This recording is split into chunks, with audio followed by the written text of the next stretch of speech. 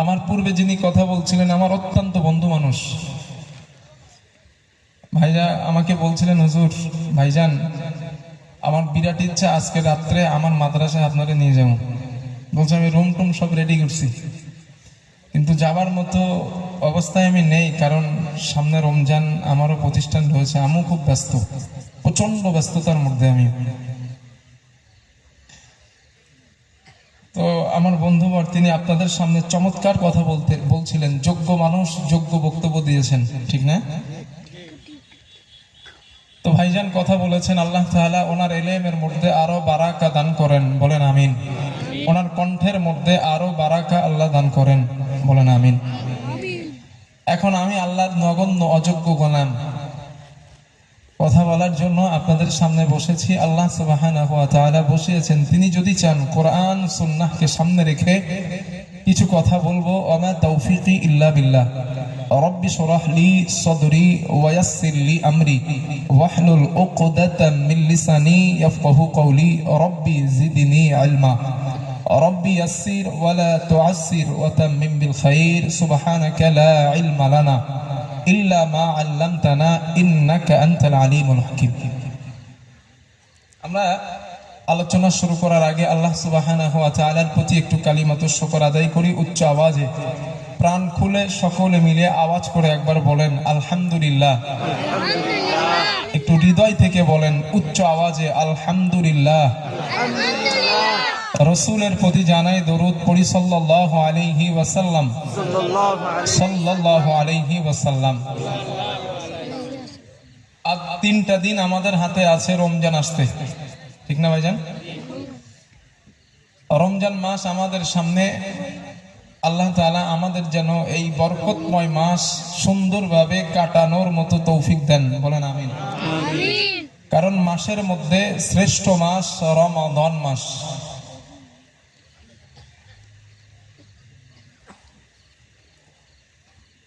হযরত আবু হুরায়রা রাদিয়াল্লাহু তাআলা আনহু বলেন, লাম্মা হাদারা রমাদান ক্বালা রাসূলুল্লাহ সাল্লাল্লাহু আলাইহি ওয়াসাল্লাম।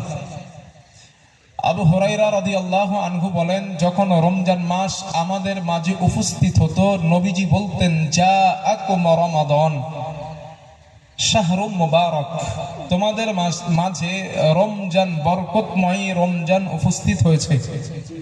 ইফতারাদাল্লাহু আলাইকুম সিয়ামা, এই মাসে আল্লাহ তোমাদের উপরে রোজাকে ফরজ করেছেন। সুবহানাল্লাহ। তো রমজান মাস আমাদের জন্য, আমাদের মাঝে আর 3টা দিন পরে উকি দিবে। এখন সৌভাগ্যবান যারা রমজানকে হৃদয়ে আলিঙ্গন করবে তারা, আর মুনাফিক যারা রমজান আসলে তারা বড় বিপদে পড়ে যায়, কেমনে খামু, কি করবো, বড় মুসিবত।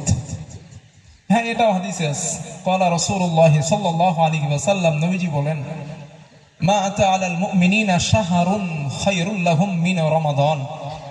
আল্লাহর নবী বলেন, যারা ঈমানদার, যারা মুমিন, তাদের জন্য রমজান মাস আনন্দের মাস, খুশির মাস, উত্তম মাস। আর যারা মুনাফিক, ওমা আতা আলাল মুনাফিকিনা শাহরুন শাররুল লাহুম মিন রমাদান, যারা মুনাফিক তাদের কাছে সবথেকে কষ্টের মাস হলো এই রমজান মাস। এখন যদি রমজান আসলে আপনার হৃদয়ের মধ্যে, ইমানের মধ্যে আনন্দ সৃষ্টি হয়, আনন্দ সূচনা তৈরি হয়, মনে করবেন আপনি ইমানদার। আর রমজান আসলে যদি মনের মধ্যে কষ্ট হয়, এই রে কেমনে খামু, একটা মাস না খেয়ে থাকতে হবে, বিপদ যে বড়, এই চিন্তা হইলে রসুলের ভাষায় আপনি মুনাফিক। কথা বুঝে আসছে? রসুল স্পষ্ট, ওলামায়ে কেরাম জিজ্ঞেস করে, রসুল স্পষ্ট বলেছেন, ওমা আচ্ছা শাহরুন শাররুল লাহুম মিন রমাদান, মুনাফিকের কাছে কষ্টের মাস হলো রমজান মাস, আর মুমিনের কাছে আনন্দের মাস রমজান মাস। এখন জানি না কার হৃদয়ে কি আছে, হাদিস বলে দিলাম, আপনারা ঠিক করেন। তো এই রমজান নিয়ে কিছু কথা বলবো ইনশাআল্লাহ তাআলা। আর রমজান মাসের সবথেকে শ্রেষ্ঠ ইবাদতের নাম, নফল ইবাদতের মধ্যে কোরআন তেলাওয়াত। কি বলছি? একটু কথা বলেন। এতটা মানুষ মনে হচ্ছে যেন মহিলা বসে আছে আমার সামনে, ওরা তো আছে সব পর্দার আড়ালে, আপনারা তো পুরুষ ভাই, আব্বাজান একটু কথা বলেন প্লিজ, না হলে কথা বোঝানোটা কঠিন হবে আমার। কারণ এই এলাকায় যেহেতু আমি নতুন এসেছি, আমি এখানকার পরিবেশ সম্পর্কে আমি অজ্ঞ, আমি জানি না। এখানকার সিস্টেম বা এখানকার সিচুয়েশন মানুষের কেমনটা এটা আমি জানি না, এজন্য আমি আপনাদেরকে নিয়ে একটা পরিবেশ তৈরি করতে যাচ্ছি। আর আমার সেটা এটাই যে আপনারা আমার সাথে একটু কথা বলেন, একটু মত বিনিময় করেন, হ্যাঁ না না জিজ্ঞেস করলে একটু উত্তর দেন, না হলে ওয়াজ বোঝানোটা কঠিন হবে। রমজান মাসে শ্রেষ্ঠ ইবাদতের মধ্যে, শ্রেষ্ঠ নফল ইবাদতের মধ্যে শ্রেষ্ঠ ইবাদতের নাম কি বলছি? কোরআন তেলাওয়াত। এই কোরআন তেলাওয়াত নিয়ে কয়েকটা হাদিস শোনাই, এরপরে রমজান নিয়ে কথা বলছি। মূল টার্গেট আমাদের রমাদান, যেহেতু রমজান মাসে আমাদের ইবাদতের মাস, এই মাসটা আমরা যেন নষ্ট না করি, এই বিষয়ে কিছু কথা। নাম্বার 1, যদি আপনি কোরআন তেলাওয়াত করেন, কোরআন তেলাওয়াত করলে আল্লাহ তাআলা এমন একটা ব্যবসার আশ্বাস দিচ্ছেন যেই ব্যবসায় কখনো লস খেতে হবে না, শুধু লাভ আর লাভ। কিন্তু আমরা দুনিয়াতে জানি ব্যবসা মানেই, হালাল ব্যবসা মানে লাভও হয় লসও হয়। আর একটা ব্যবসা আছে ওটাই লস টস হয় না, শুধু লাভ হয়। কি বলেন ভাইজান? ও চাচাজি বলছেন সুদের। আর এখনকার মানুষ তো বেশি শিক্ষিত, এখন সুদ আর বলেন, এখন ইন্টারেস্ট বলে, মনে করে আল্লাহ ইংরেজি বোঝে না। আপনি ইন্টারেস্ট খান আর সুদ খান, দুটোই একই। তো আল্লাহ তাআলা যারা কোরআন তেলাওয়াত করেন, যে ঈমানদার, ওনাদের ব্যাপারে এমন ব্যবসার কথা বলেন যেই ব্যবসায় কখনো লস খেতে হয় না। দেখেন আল্লাহ কি বলেন। আল্লাহ রাব্বুল আলামিন বলেন, الذين يتلون كتاب الله وأقاموا الصلاة وأنفقوا مما رزقناهم سرا وعلانية يرجون تجارة لن تبور ليوفيهم أجورهم ويزيدهم من فضله। জোরে বলেন আল্লাহু আকবার। আল্লাহ রাব্বুল আলামিন বলেন, বান্দারে, যে ঈমানদার, যে মুসলমান, যে মুত্তাকি নিয়মিত কোরআন তেলাওয়াত করলো, নামাজ আদায় করলো, এবং আমি আল্লাহ তাদেরকে যেই অর্থ সম্পদ দান করলাম, ওই অর্থ সম্পদের মধ্য থেকে আমি আল্লাহ রাস্তায় গোপনে এবং প্রকাশ্যে কিছু অর্থ তারা দান করলো। আল্লাহ বলেন, এই 3টা কাজ যারা করলো, তারা এমন একটা ব্যবসার আশা করলো যেই ব্যবসায় কখনো লস হয় না, শুধু লাভ আর লাভ, কখনো লস খেতে হয় না। এখন যদি আমরা আল্লাহকে জিজ্ঞাসা করি, ও আমাদের মালিক, সেটা কেমন ব্যবসা যে ব্যবসায় কখনো লস হয় না, শুধু লাভ আর লাভ? আল্লাহ বলেন, শোনো, লিইউফিয়াহুম উজুরাহুম ওয়া ইয়াজিদাহুম মিন ফাদলি। নামাজ পড়ার কারণে, কোরআন পড়ার কারণে, আমি আল্লাহ রাস্তায় দান করার কারণে আমি আল্লাহ তাআলা ওই বান্দার প্রতি প্রতিনিয়ত রহমত, করুণা, দয়া আমি আল্লাহ নাজিল করে দেই। জোরে জোরে বলেন সুবহানাল্লাহ, লিল্লাহি তাকবীর। ও ভাই, আওয়াজ কমায় দিছেন একটু, আগেতে দেন, দম টানতেছে, বলো দম টানতেছে। না, মাইকের ফোন লাগবে না, এটা আগেরটাই ঠিক ছিল, দম টানছে, একটু কমায় দিচ্ছেন মনে হয়, দম টানছে। একটু টনটা হালকা বাড়ায় দেন, ঠিক হয়ে যাবে। আওয়াজ খুব ভালো আছে ভাই, আপনার কোনো খারাপ বলার জায়গা নেই, খুব ভালো আওয়াজ। তো আল্লাহ কি বলেন, যে নামাজ পড়ে, কোরআন পড়ে এবং আল্লাহর রাস্তায় দান করে, আল্লাহ তাআলা ওদের প্রতি প্রতিনিয়ত দয়া, করুণা, রহমত নাজিল করেন। এখন আপনাদের বিবেক থেকে বলেন, যে বেঁচে থাকা অবস্থায় আল্লাহর দয়া পাই, ওর থেকে সাকসেস ব্যবসায়ী আর কেউ আছে? বিবেক থেকে বলেন ভাইজান, যে বেঁচে থাকা অবস্থায় আল্লাহর করুণা পায়, আল্লাহর নিয়ামত পায়, ওর থেকে সাকসেস ব্যবসায়ী আর কে হতে পারে? কোরআন পড়েন, রমজান আসছে, এটাই সুযোগ কোরআন পড়ার। হাদিস নাম্বার 2, তথ্য নাম্বার 2, ওমর রাদিয়াল্লাহু আনহুর নাম শুনছেন আপনারা? ওমর, এই ওমর রাদিয়াল্লাহু তাআলা আন নাফি ইবনে আব্দুল্লাহ নামে এক ব্যক্তি, উনি ছিলেন তাবিঈ। নাফি ইবনে আব্দুল্লাহ ছিলেন তাবিঈ, আর হযরত ওমর ছিলেন নবীর সাহাবা। এই ওমর রাদিয়াল্লাহু আন তখন আমিরুল মুমিনিন, তখন খেলাফত ওনার হাতে। ওই নাফি ইবনে আব্দুল্লাহ নামে ওই ব্যক্তিকে হযরত ওমর রাদিয়াল্লাহু আন মক্কার আশেপাশে গ্রাম্য অঞ্চলের শাসক বানিয়েছিলেন। ওই নাফের সাথে আর ওমর রাদিয়াল্লাহু আনহুর সঙ্গে একদিন দেখা একটা জায়গায়। দেখেন ঘটনাটা হাদিস থেকে শোনেন। আমার বন্ধুগণ, হযরত নাফেকে ওমর রাদিয়াল্লাহু আনহু জিজ্ঞাসা করলেন, নাফেক মান ইস্তাখলাফতা আলা আহানিল ওয়াদি। ও নাফেক, মক্কার আশেপাশের গ্রামাঞ্চলের শাসক তোমরা কাকে বানিয়েছো? হযরত নাফে জবাব দিলেন, আমিরুল মুমিনিন ইবনা আবজাক, ইবনা আবজাকে আমরা মক্কার আশেপাশে গ্রামাঞ্চলের শাসক বানালাম। হযরত ওমর জিজ্ঞেস করলেন, নাফিক মান ইবনু আবজাক? ও নাফিক, আমি ইবনু আবজাকে চিনি না, আমি তার পরিচয় জানি না, তার সম্পর্কে আমাকে পরিচয়টা তুমি শোনাও। হযরত নাফে জবাব দিলেন, আমিরুল মুমিনিন, তার পরিচয় হলো হুয়া রাজুলুম মিন মাওয়ালিনা, সে হলো আমাদের একজন মুক্তকৃত গোলাম। সে আমাদের ঘরের গোলাম ছিল, আমরা তাকে আজাদ করে দিয়েছি। আজাদ করে দেওয়ার পর আমরাই তাকে শাসক বানাতে বাধ্য হলাম। এই কথা শোনার পর ওমর রেগে গেছে, কি করছো তোমরা? এটা গোলামরা শাসক বানাই লাগেন, ভালো মানুষ পাও নাই? এটা তো সত্যি। তো আপনাদের এলাকায় যদি মদখোর, বিড়িখোর, গাঁজাখোর, চরিত্র খারাপ মানুষ ভোটে দাঁড়ায়, সুস্থ মস্তিষ্কের মানুষ, ভালো মস্তিষ্কের মানুষ তারে ভোট দিবে? কথা বলেন। একটা খারাপ মানুষ যদি ভোটে দাঁড়ায়, আপনারা তারে ভোট দিবেন? কোশ্চিন কালেও না, কারণ আপনারা চান নেতা হোক ভালো লোক, ঠিক না চাচাজি? তো ওমর রাদিয়াল্লাহু আনহু এই জন্য রেগে গেলেন, তুমি কি করছো এটা নাফে? ভালো মানুষ পাও নাই, শাসক বানানোর জন্য গোলামরা শাসক বানাইছো।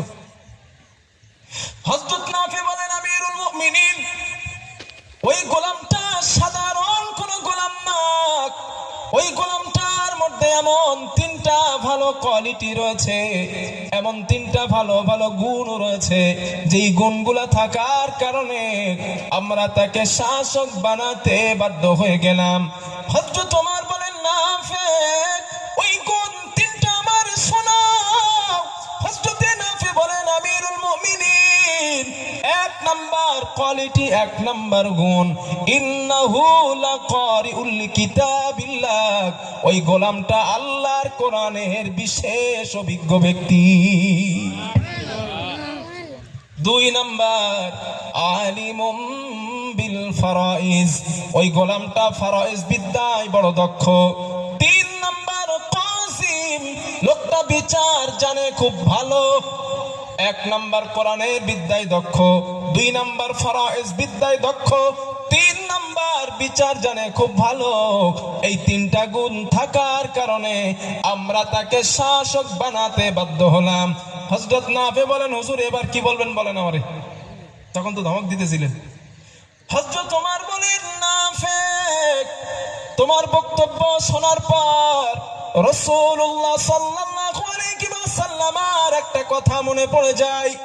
ইন্না নবিয়াকুম সাল্লাল্লাহু আলাইহি ওয়াসাল্লাম قال ان الله يرفع بهذا الكتاب اقواما ويدع به اخرين। ওনাফে রাসূলুল্লাহ সাল্লাল্লাহু আলাইহি ওয়াসাল্লাম আমাদেরকে বলেছিলেন, ও আমার সাহাবাদের দল, ও আমার সাহাবাদের দল, এই কোরআনের মাধ্যমে আল্লাহ কারো সম্মান বাড়িয়ে দেন, আবার এই কোরআনের মাধ্যমে আল্লাহ কারো সম্মান কমিয়ে দেন। এই কোরআনের যে পড়ে, যিনি পড়েন, আল্লাহ তার ইজ্জত সম্মানকে বুলন্দিত করেন। আর যে কোরআন পড়ে না, কোরআনের বিরোধিতা করে, আল্লাহ তার জুতো পেটা করায়।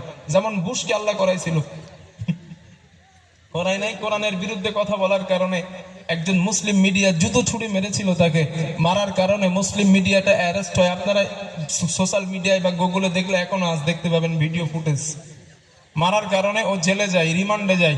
রিমান্ড থেকে বার হয়ে দেখেন, যেই জুতো দিয়ে বুশকে মেরেছিল ওই জুতোটা কয়েক হাজার ডলারে মুসলমানেরা অকশন করে বিক্রয় হয়ে গেছে, কিনে নিয়েছে। মানে যেই জুতো দিয়ে মারছিল, এই যে রসুলের কথা বাস্তবে প্রমাণিত হয়েছে। একটা নিকৃষ্ট বস্তু জুতো, সেই জুতোটা কোরআনের বিরুদ্ধচরণকারী ব্যক্তির গায়ে লাগার কারণে আল্লাহ জুতোটার ইজ্জত বাড়ায়া দিলেন, ঠিক না? আল্লাহ জুতোটার ইজ্জত বাড়ায়া দিলেন। এই মখলুকাতের শ্রেষ্ঠ মখলুকাত মানুষ, সে যদি কোরআন পড়ে আর কোরআনের কাছে আসে, আল্লাহ এর সম্মান বাড়াবেন না? রমজান আসছে ভাইরা, কোরআনটা পড়েন, কোরআনটা পড়েন। এই মাসটা এলুথ নষ্ট করেন না, কারণ রমজানে নফল ইবাদতের শ্রেষ্ঠ ইবাদত আর তেলাওয়াতুল কোরআন। কোরআন তেলাওয়াত করেন, বেশি বেশি করেন। এখন অনেক মানুষ আছেন আপনারা কোরআন জানেন না, তাই না? অনেক আছেন তো। এই রমজানেও কিন্তু এই সুযোগ আছে, কারণ রমজান মাসে কাজ কাম মানুষ একটু কম করেন। যিনি 100% করেন উনি 50% কমায় দেন না, রমজান মাসটা কাজ কম করবো। এই মাসটা একটা সুযোগ আছে কোরআনটা শিখে নেওয়ার। যদি রমজান মাসে কোরআন শিখতে যান লাভ কি? হাদিস নাম্বার 3, আল্লাহর নবী বলেন, এই হাদিসটা আমি আস্তে আস্তে পড়তেছিলাম গাড়িতে। আল্লাহর নবী বলেন, ক্বালা রাসূলুল্লাহ সাল্লাল্লাহু আলাইহি ওয়াসাল্লাম, রাসূলুল্লাহ সাল্লাল্লাহু আলাইহি ওয়াসাল্লামের বর্ণনা। আল্লাহর নবী বলেন, ফাওয়াল্লাযী নাফসু মুহাম্মাদিন বিয়াদি, যেই সত্তার হাতে, যেই আল্লাহর হাতে আমি নবী মুহাম্মাদের প্রাণ, ওই আল্লাহর নামের কসম করে বলছি, কসম করে বলছি, মা মিন মুতাআল্লিমিন ইখতালিফু ইলা বাবি আলিমিন, এমন কোন তালিবুল ইলম নাই, এমন কোন কোরআনের ছাত্র নাই, এমন কোন ব্যক্তি নাই যেই মানুষটা কোরআন শেখার জন্য মসজিদের হুজুরের কাছে যায়, মক্তবে চলে যায়, হুজুর আমি কোরআন জানি না, রমজান মাসে সুযোগ পেয়েছি, আমি চাই আপনি আমাকে কোরআনটা শিখিয়ে দেন। আল্লাহর নবী বলেন, ওই মানুষটা কোরআন শেখার জন্য যখন চলে যায়, ইল্লা কাতাবাল্লাহু লাহু বিকুল্লি কদামিন ইবাদাতা সানাতিন, আল্লাহর নবী বলেন, একটা মানুষ একটা দিন নয়, দুইটা দিন নয়, তিনটা দিন নয়, একটা না 365টা দিন সারা রাত নফল নামাজ পড়লো, সারা দিন নফল রোজা করলো, ওই মানুষটার আমল নামায় যতটা সওয়াব আল্লাহ দেন, যেই মানুষটা কোরআন শেখার জন্য মক্তবের হুজুরের কাছে যায়, আল্লাহর নবী বলেন, এর এক একটা কদমের বিনিময় এক এক বছরের নফল ইবাদতের সওয়াব আল্লাহ লিখে দেয়। সুযোগ আছে রমজানে, এই সওয়াবটা হাতছাড়া করেন না। রমজানের সুযোগ আছে, জান। রাসূল বলেন, শুধু তাই না, অকদামিন মাদিনাতান ফিল জান্নাহ, যে কোরআন শিখতে যায় ওর এক একটা কদমের বিনিময় জান্নাতের মধ্যে একটা সিটি নির্মাণ করা হয়, একটা শহর নির্মাণ করা হয়। ওয়াতাস্তাগফিরু লাহু মান ফিল আরদ, জমিনে যারা বিচরণ করে, গাছের পাখি, সমুদ্রের মাছ, বন জঙ্গলের প্রাণী, আপনাদের বাড়িতে থাকা হাঁস মুরগি গুলাও এই কোরআন শিখতে যাওয়া ব্যক্তিদের জন্য আল্লাহর কাছে ক্ষমা প্রার্থনা করেন। নবী বলেন, ওরা শুধু চায় না, ওয়ায়ুমসি ওয়াইসবিহু মাগফুরাল্লাহ, সকাল আর সন্ধ্যা আল্লাহ ওদের আমল নামা পরিষ্কার করে দেন, ওদের গুনাহ মাফ করে দেওয়া হয়। ভাইজান শিখবেন ইনশাআল্লাহ রমজানে, কোরআন শিখবেন ইনশাআল্লাহ, আল্লাহ কবুল করেন। বল দেখেন, আমার বক্তব্য বুঝতে গেলে কিন্তু একটুখানি মনোযোগ দেওয়া লাগবে, আমি অনুরোধ করতেছি, কারণ আমি এই যেভাবে শুরু করছি বলা ওইভাবেই শেষ করবো ইনশাআল্লাহ। তবে অমনোযোগী হলে আমার কথা ভাল লাগবে না, হুজুর একটু ঘটনা টটনা শুট দিয়ে কোন না, আমি এইভাবে বলি না, কারণ আমি জাতির সাথে খেয়ানত করতে চাই না। কথা বুঝতেছেন? আপনাদের আমানত, আপনাদের সময় আমি বাকিউল্লাহর কাছে আমানত। কিয়ামতের দিন এই ব্যাপারে আল্লাহ আমারে জিজ্ঞাসা করবেন। আপনারা ইউটিউবে আমার 1000 বক্তব্য শুনে দেখেন, কোন বক্তব্যে একটা হাবিজাবি কথা পাবেন না ইনশাআল্লাহ। আমি ওভার কনফিডেন্স নিয়ে বলছি, হাজারো মাহফিল আমার ইউটিউবের মধ্যে আছে, একটা জায়গায় আপনি পাবেন না ইনশাআল্লাহ, কারণ আমি জাতির সাথে এই 7 বছর বক্তব্য জগতে আছি, কোনোদিন খেয়ানত করি নাই। তবে আমার কথা সবার ভালো লাগে না, যারা চিন্তা করে বাড়ির থেকে আসে, বাকিউল্লাহ আসতেছে, দেখি ওর কণ্ঠটা কত ভালো, ওই নিয়ত করলে সব গেছে। এখন যদি মনে করেন বাকিউল্লাহ আসছে, ওনার কাছ থেকে কিছু এলেম নেবো, তাহলে ঠিক আছে, লাভ হবে ইনশাল্লাহ বসে থাকার। পিছনের ভাইয়েরা আমার কথা বুঝে আসছে তো ইনশাল্লাহ না? একটু হাতটা তোলেন দিন দেখি, মাশাআল্লাহ। একটু তাকবীর দেন দিন, নারায়ে তাকবীর, একটু জোরে দেন লিল্লাহি তাকবীর। আল্লাহ কবুল করেন। হাদিস কয়টা বলছি বলেন? 3টে। হাদিস নাম্বার 4, আল্লাহর পরিবারের সদস্য হইতে চান? আল্লাহর পরিবারের লোক হতে চান? আচ্ছা, মুখ্যমন্ত্রীর পরিবারের সদস্য হইতে চান কেটা কেটা? এবার সবাই। অভিষেক ব্যানার্জি সম্মানিত, দুনিয়াবি ক্ষেত্রে মুখ্যমন্ত্রীর পরিবারের সদস্য হওয়ার কারণে দুনিয়াবি ক্ষেত্রে ওনার ইজ্জত আছে না নাই? এখন আপনাদের যদি বলি ভাই আপনি মুখ্যমন্ত্রী পরিবারের লোক হইতে চান, হুজুর একদম তো চাই, কিন্তু হবো কেমনে? এখন আপনাদের বিবেক থেকে বলেন, মুখ্যমন্ত্রীর পরিবারের সদস্যের দাম বেশি না আল্লাহর পরিবারের সদস্যের দাম বেশি? জোরে বলেন। এখন আপনারা কি চান আল্লাহর পরিবারের সদস্য হইতে? হাদিস শোনেন, এই রমজানের সুযোগ আছে। আল্লাহর নবী বলেন, ক্বালা রাসূলুল্লাহ সাল্লাল্লাহু আলাইহি ওয়াসাল্লাম, রাসূলুল্লাহ সাল্লাল্লাহু আলাইহি ওয়াসাল্লাম আর বর্ণনা, আল্লাহর নবী বলেন, ইন্না লিল্লাহি আহলিনা মিনান নাস। আল্লাহর নবী বলেন, আমার উম্মত মানুষের মধ্যে এমন কিছু মানুষ রয়েছে যারা আল্লাহর পরিবারের সদস্য। সুবহানাল্লাহ। সাহাবারা প্রশ্ন করলেন, ইয়া রাসূলুল্লাহ, আল্লাহর পরিবারের সদস্য কারা? হুজুর আপনি আমাদেরকে বলে দেন। আল্লাহর নবী বলেন, তারা আহলুল কুরআন হুম আহলুল্লাহ ওয়া খাসাতুহু। আল্লাহর পরিবারের সদস্য হলো তারা কোরআনুল কারীম তেলাওয়াত করে যারা। সুযোগ আছে, হাতছাড়া করেন না রমজান। হাদিস নাম্বার 5, আল্লাহর কাছে দৃষ্টান্ত মিষ্টি কমলা লেবুর মতো নিজেদের বানাইতে চান? যে মিষ্টি কমলার লেবুর মতো দৃষ্টান্ত হোক আল্লাহর কাছে, বানাতে চান সবাই?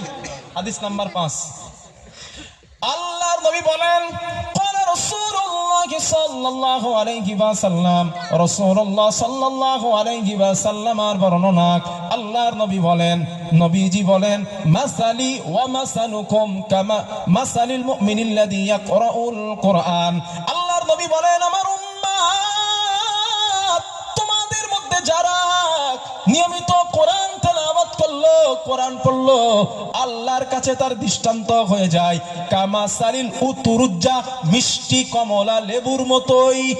সুবহানাল্লাহ। মিষ্টি কমলা লেবুর মতো আল্লাহর কাছে তার দৃষ্টান্ত হয়ে যায়। আল্লাহর নবী মিষ্টি লেবুর কথা কেন বললেন? নবীজি বলেন, রিহুহা তাইয়্যিবুন ওয়া তা'মুহা তাইয়্যিবুন। কমলা লেবুর স্বাদ অনেক মিষ্টি, কমলা লেবুর ঘ্রাণ অনেক সুন্দর। আল্লাহর নবী বলেন, যেই ইমানদার, যেই মুসলমান, যেই মুত্তাকি নিয়মিত কোরআন তেলাওয়াত করলো, আল্লাহর কাছে তার দৃষ্টান্ত হয়ে যায় ওই মিষ্টি কমলা লেবুর মতোই। এরপরে আপনারা যারা কোরআন পড়েন না, অবস্থা কি? আল্লাহর নবী বলেন, ওয়া মাসালুল মুমিনিল্লাযী লা ইয়াকরাউল কুরআন। যেই ইমানদার, যেই মুসলমান কোরআন তেলাওয়াত করে না, আল্লাহর কাছে তার দৃষ্টান্ত কামাসালিত তামরা, খেজুরের মতো। খেজুর তো খাইছেন না? খাইছেন তো সব। খেজুরের মতো আল্লাহর কাছে তার দৃষ্টান্ত। নবী কেন বললেন খেজুরের কথা? আল্লাহর নবী বলেন, খেজুর খেতে স্বাদ লাগে, খেজুরের কোনো সুঘ্রাণ আছে? আছে? নাই। নবী বলেন, ঈমান থাকার কারণে আল্লাহর কাছে তার স্বাদ আছে, কোরআন না পড়ার কারণে আল্লাহর কাছে তার কোনো ঘ্রাণই নাই। রমজান আসছে, হাতছাড়া করেন না আল্লাহর রাস্তে। রমজানের সেহরির সময় উঠতে হয় না ভাইজান? হাদিস নাম্বার 6, সেহরির সময় উঠি আমরা। সেহরির সময় উঠে সম্ভব যদি হয়, সেহরি ধরেন খাবে তিনটেই খাবেন বা আড়াইটাই খাবেন, যখন আপনাদের খাবার ইচ্ছা হয়। এই সেহরি খাবার আগে আধা ঘন্টা কি 15 মিনিট আগে একটু উঠবেন। এটা আমিও আমল করি, আপনাদেরকেও করতে বলছি, আপনারাও করেন। কারণ আমি যেটা করি না, আমি মাহফিলে বলি না, জানা থাকলেও বলি না, কারণ আমার একটা ভয় আছে আসরের দিনের। তুই সেহরির আগে উঠবেন, উঠে একটা কাজ করবেন, কি? উজু করবেন। বাড়ি সবাই ঘুমাচ্ছে, ঘুমাক, ওদের ঠিক টাইমে ডাক দিবেন। সেহরির আর বাকি আছে 45 মিনিট কি 1 ঘন্টা। সেহরি শেষ হতে 1 ঘন্টা দেরি আছে। তো এই 1 ঘন্টা আগে আপনি 20 মিনিট আগে উঠলেন কি 15 মিনিট কি আধা ঘন্টা, ওরা ঘুমাচ্ছে, ঘুমাক, ওদের টাইম মতো ডাক দিবেন। উজু করে এসে নামাজ পাটিটা নিয়ে, যাই নামাজটা নিয়ে, কোরআনটা নিয়ে ঘরের একটা কোনায় গেছেন, টুকটুক টুকটুক করে গুনগুন করে আল্লাহর কোরআনটা আধা ঘন্টা তেলাওয়াত করেন। যদি করেন একটা লাভ আছে, কি? একটা হাদিস শোনেন। হাদিস নাম্বার 6, রাসূল সাল্লাল্লাহু আলাইহি ওয়াসাল্লামের একজন সাহাবা ছিলেন, নাম উসাইদ ইবনে হুযাইর রাদিয়াল্লাহু আনহু। কি নাম বলছি বলেন? উসাইদ। না বলা লাগবে যে হাদিসের ক্লাসে এটা বলেন। উসাইদ শুধু মনে রাখেন, উসাইদ রাদিয়াল্লাহু আনহু, এটা মনে রাখেন। উনি বলেন, একদিন রাতের বেলা আমার হঠাৎ ঘুমটা ভেঙে গেছে। হযরত উসাইদ বলছেন, আমি রাতের বেলা ঘুম ভেঙে গেছে। এখন ঘুম আর আসে না, এগোড় এগোড় এগোড় এগোড় হয়। আমাদের কিন্তু মাঝে মাঝে এরকম হয়, ঘুম ভেঙে গেছে রাত 2টার সময়, আর মোটে ঘুম আসে না। ঘটনা কি? শরীরের মধ্যে ক্লান্তি থাকলে সমস্যা হয়। এখন উনি চিন্তা করলেন, রাতটা খামোখা পার করবো, দরকার নাই, কোরআন পড়ি। উনি কোরআন পড়তেছে। নবী সাহাবা তো। আমার বন্ধুগণ, রাতের বেলা হযরত সাঈদ রাদিয়াল্লাহু তাআলা কোরআন তেলাওয়াত করা আরম্ভ করলেন। ইয জাআলাত ফারসুহু, ওনার ঘরের মধ্যে যেই ঘোড়াটা বাঁধা ছিল ঘোড়াটা লাফানো আরম্ভ করে দেয়। হযরত সাঈদ চিন্তা করলেন কোরআন পড়া বন্ধ করি, কোরআন তেলাওয়াত করাটা বন্ধ করে দিলেন, ঘোড়ার লাফানোটা বন্ধ হয়ে যায়। সুম্মা জাআলাত আইযান, তিনি বলেন আমি আবার তেলাওয়াত করা শুরু করলাম, আমার ঘোড়াটা আবার লাফানো শুরু করে দেয়। আমি আবার তেলাওয়াত করা বন্ধ করে দিলাম, আমার ঘোড়া লাফানোটা বন্ধ হয়ে যায়।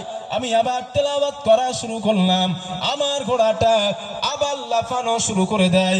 নবীর সাহাবা উসাইদ বলেন ওই ঘোড়ার পায়ের কাছে খশিতু আনতাতা ইয়াহইয়া, আমার ছোট্ট একটা সন্তান যার নাম ইয়াহইয়া, ওই ছেলেটা ঘুমায়। আমি ভয় পেয়ে গেলাম, আবার দুইটা কোনো ঘর নাই, একটাই মাত্র আমার ঘর।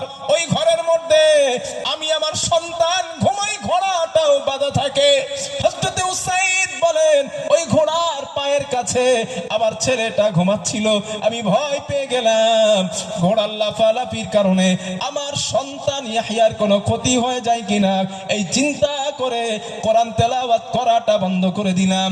আমি হঠাৎ আসমানের দিকে তাকালাম, আমি তাকায় দেখলাম অসংখ্য আলো, অসংখ্য নূর আমার বাড়ির সামনে আসে আবার চলে যায়। আমি কিছুই বুঝলাম না, এমন করতে করতে রাত পার হয়ে যাবার মতো হলো। মসজিদে নববীতে হযরত বেলাল রাদিয়াল্লাহু আনহুর কণ্ঠের আওয়াজ আমার কানের মধ্যে চলে আসছে। আমি মসজিদে নববীতে আমার সন্তান ইয়াহইয়াকে নিয়ে চলে গেলাম। আমি মসজিদে নববীতে যাবার পর রাহমাতুল লিল আলামিন আল্লাহর নবীর পিছনে নামাজ আমি আদায় করলাম। নামাজ শেষ করে দেওয়ার পর আমি নবীর কাছে গেলাম আর ঘটনাটা বললাম, ইয়া রাসূলুল্লাহ আমি রাতের বেলা কোরআন তেলাওয়াত করতেছিলাম, হঠাৎ আমার ঘোড়াটা লাফায়। হুজুর আমি যখন বন্ধ করে দিলাম আমার ঘোড়ার লাফানোটা বন্ধ হয়ে যায়। হুজুর আমি আবার তেলাওয়াত করলাম, শুরু করলাম, ঘোড়াটা লাফায়। ইয়া রাসূলুল্লাহ আপনার পাশে আমার ছোট্ট সন্তান ইয়াহইয়াটা ঘুমায়, আমি ভয় পেয়ে গেলাম আমার সন্তানের কোনো ক্ষতি হয়ে যায় কিনা, এই চিন্তা করে কোরআন তেলাওয়াত করাটা বন্ধ করেছিলাম। হুজুর শুধু তাই নয়, আমি আসমানের দিকে তাকালাম, অসংখ্য আলো, অসংখ্য নূর আমার বাড়ির সামনে আসে আবার চলে যায়। ইয়া রাসূলুল্লাহ হুজুর ওই নূরগুলো কারা, আলোগুলো কারা, হুজুর আপনি আমাকে একটু বলেন। আল্লাহর নবী বলেন ও আমার সাহাবা উসাইদ,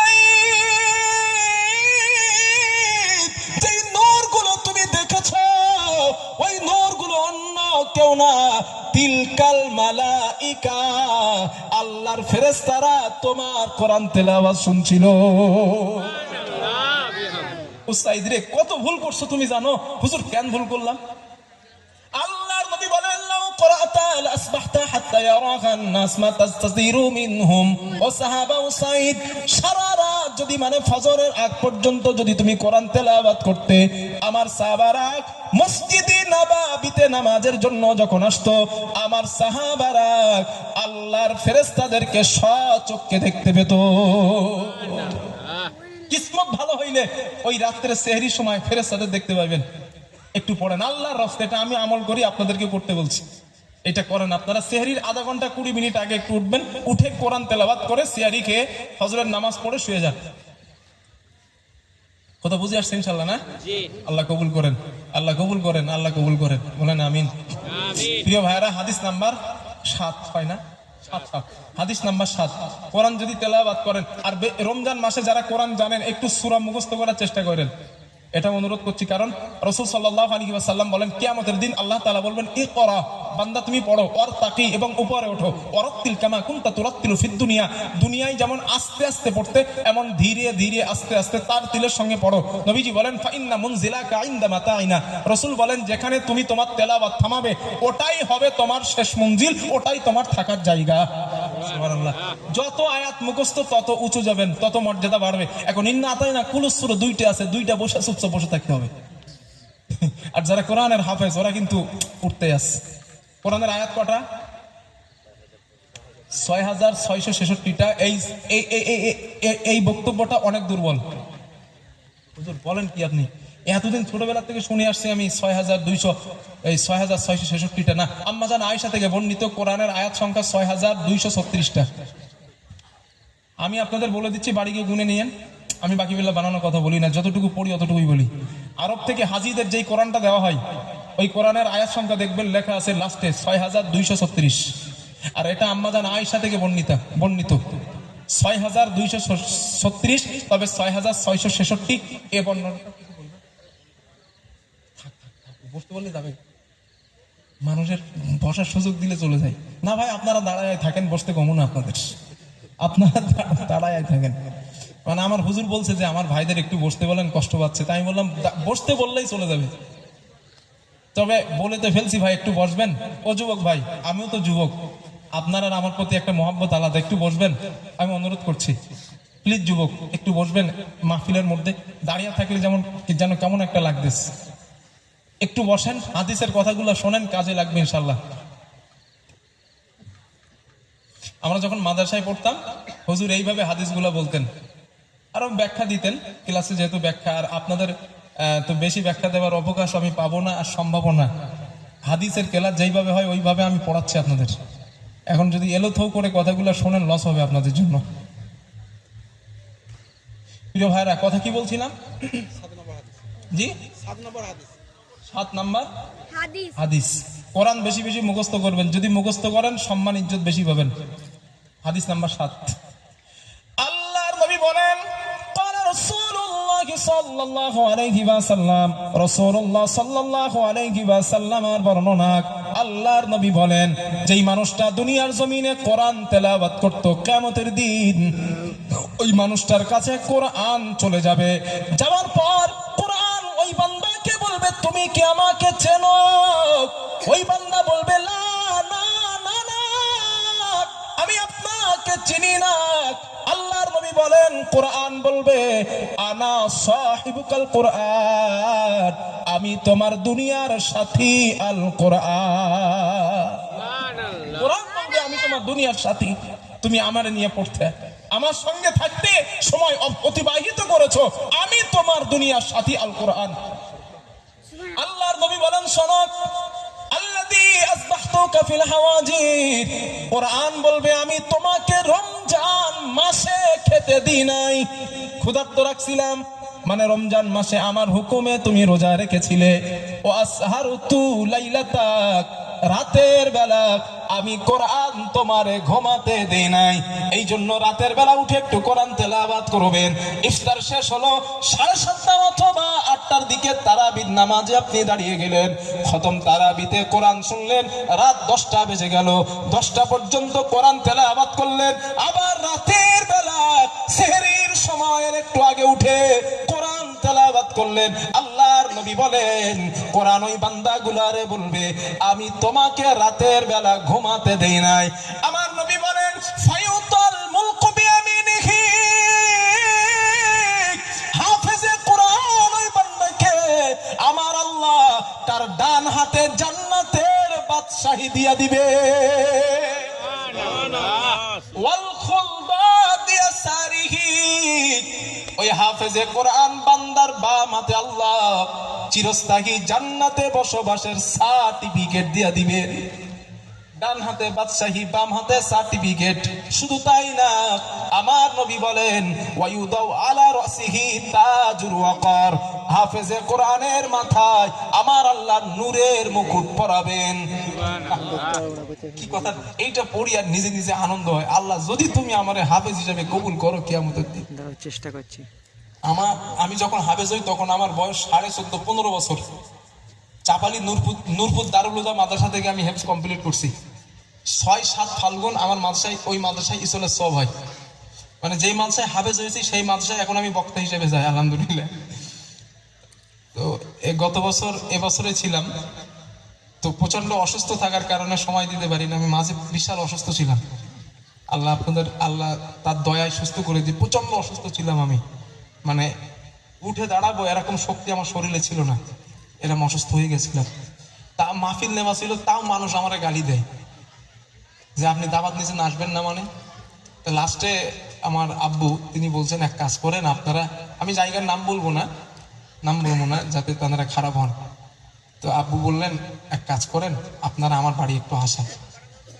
সেইখান থেকে 2 জন লোক আসছিল আমার বাড়ি, এসে দেখে আমার প্রস্তুতি বিছানে শোয়া, এই হাত তুলে মোসাফা করব এতটুকু ক্ষমতা আমার হাতের মধ্যে নাই।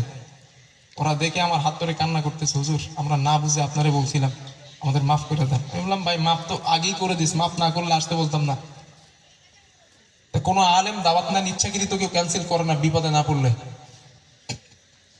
প্রচন্ড বিপদে যখন, কারণ সে তো মানুষ, সে তো ফেরেশতা না যে বিপদে পড়বে না, মানুষ বিপদ হইতেই পারে। কারণ এক্সাম্পল একটা, আমি আপনাদের এলাকায় আসলে এই যে 2 ঘন্টা বক্তব্য দেব, এই 2 ঘন্টা বক্তব্য দেওয়ার কারণে আপনারা খানা খাইতে দেবেন, নামার পরে একটা হাদিয়া দেবেন না? তো যদি আমি না আসি তো টাকা থেকে তো মাহরুম হয়ে গেলাম। তো খামোকা কোনো পাগল আছে যে টাকা থেকে মাহরুম হবে? এটা জাস্ট একটা এক্সাম্পল বললাম আমি, এটা কিছু মনে করেন না যে হুজুর এইটা বলতেন কি না, এটাই বোঝানোর ক্ষেত্রে বলছি। আপনাদের এখানে আমি আসলে আমার তো কিছু পয়সা হবে, তো আমি ফালতু বাড়ি থেকে কেন পয়সাটা নষ্ট করব? কথা বুঝে আসছে না? এই জন্য কেউ চায় না, কোনো আলেম চায় না, যেটা ব্যক্তিগত পার্সোনালিটি, কেউ কোনো আলিম চায় না যে আমি ইচ্ছাকৃত মাহফিলে যাবো না। অসংখ্য বিপদের মুসিবতের মধ্যে না পড়লে সে মাহফিল ক্যান্সেল করে না। আমি আপনাদের এখানে একটা ঘটনা শুনলাম আসার পর, আমি নাকি আপনাদের এই আশেপাশে কোথায় মাহফিল ক্যান্সেল করছিলাম। আমি তো জীবনের প্রথম আসছি এলাকায়। এই বাকি বিল্লা আমাদের বসিরহাটে 3টে, এই পরে এক বাকি বিল্লা দোষ হয় আমার, মুসিবতে পড়ছি ভাই। আমি মুর্শিদাবাদে গিয়েছি, স্টেজে উঠছি, স্টেজ থেকে আমার পর বলছে হুজুর আপনি আমাদের মাহফিল ক্যান্সেল করেছেন, আসেননি। আচ্ছা ভাই আমি আপনার কত তারিখ, যেই তারিখ হুজুর ওই তারিখ। আমি ডায়েরি খুলেছি, দেখি ওই তারিখে আমার বসিরহাটে 2টা মাহফিল। আমি বললাম ভাই আপনারা নাম্বার দেখান, তার যে নাম্বার দেখিয়েছে আমার নাম্বারের সাথে মেলে না। আমি যে কল রেকর্ড আছে, এবার দেখি কণ্ঠ আলাদা। হুজুর মাফ করে দেন, আমরা ভুল করছি। তাও সেও বাকি বিল্লা, আমি বলবো না আমার বসিরহাটের এলাকার, তিনি যায়নি, দোষ হচ্ছে আমার। বিষয়টা হলো ওইটাই, মানে তিনটে বাকি বিল্লা ভুল করছে একজন, দোষ হয় 8 জনের। এই জন্য সবকিছু, এই জন্য আল্লাহ তাআলা বলছেন ইয়া আইয়ুহাল্লাযীনা আমানু ইন জাআকুম ফাসিকুম বিনাবাইন ফাতাবায়ানু, ও ঈমানদারেরা কোন কথা খবর আসলে জাস্টিফাই না করে বিশ্বাস করবে না, আগে জাস্টিফাই করেন এটা সত্য না মিথ্যা, তারপর বিশ্বাস করেন। আল্লাহ কথাগুলো বোঝার তৌফিক দেন, বলেন আমিন। আমিন। রাসূল কি বলছেন, যারা হাফেজে কোরআন তাদের মাথায় আল্লাহ কিসের মুকুট পরাবেন? জোরে বলেন নূরের মুকুট। শুধু হাফেজে কোরআনের নূরের মুকুট দেবেন না, আল্লাহর নবী বলেন তার গায়ে জান্নাতের পোশাক পরানো হবে। পোশাক পরানো হবে। নবীজি বলেন শুধু ওকে পরানো হবে না, ওর বাবা মাকেও 2 জোড়া জান্নাতের পোশাক পরানো হবে।